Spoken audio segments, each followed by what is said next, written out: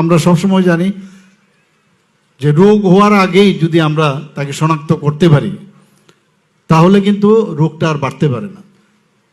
তো সেই জায়গায় 30 বছরের ঊর্ধ্বে যারা আছে, এই 30 বছর ঊর্ধ্বে যারা আছেন তাদের জন্য আমরা বিভিন্ন স্ক্রিনিং করেছি। প্রতি বছর 15 লক্ষ লোকের টার্গেট নেওয়া হয়েছে এবং এতে করে আমরা সুস্থ ত্রিপুরা, আমরা বারবার বলি যদি এইগুলো আমরা না করি, সুস্থ যদি মানুষ না থাকে তাহলে কি করে সুস্থ ত্রিপুরা হবে? তো তাদেরকে সুস্থ রাখার জন্য আমরা এই যে অভিযানটা আমরা শুরু করেছি, এটা একটা মডেল আমরা নিয়েছি। সেই মডেলটা কি? সেটা হচ্ছে হাব অ্যান্ড স্পোক মডেল। এবং হাব অ্যান্ড স্পোক মডেলটা কি? একটা সাইকেলের মতো।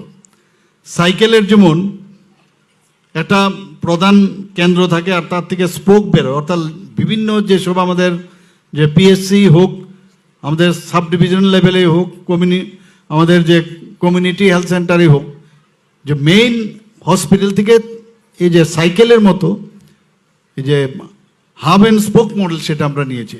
যে মানুষকে এখন আর বাইরে ল্যাবরেটরি টেস্টের জন্য বাইরে যেতে হবে না। এগুলো তো হচ্ছে, কিন্তু তার জন্য টেস্টের জন্য বাইরে যেতে হবে না, এতে করে প্রচুর পয়সাও খরচ হয়।